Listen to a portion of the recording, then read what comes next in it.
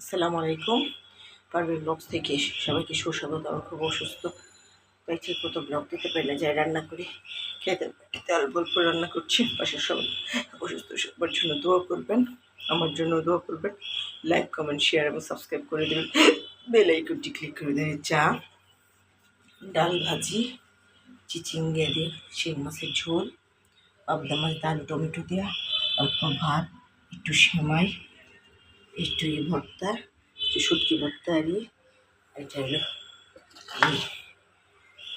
পেয়ারা, এই হলো রুটি,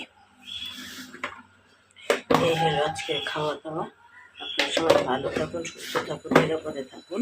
এই যে হলো পানি গরম। আপনারা সবাই ভালো থাকুন, সুস্থ থাকুন, নিরাপদে থাকুন। পারভীন ব্লগসের পাশেই থাকুন।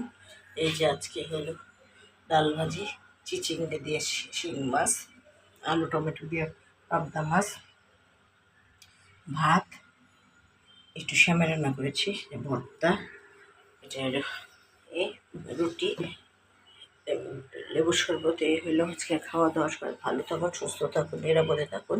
পারভীন ব্লগসের পাশেই থাকুন। আমার জন্য দোয়া করবেন। আমি আপনাদের জন্য মনে করে দোয়া করি। আমি খুব অসুস্থ, ফ্যামিলির সবাই খুব অসুস্থ, তাই সবাই সবার জন্য দোয়া করবেন।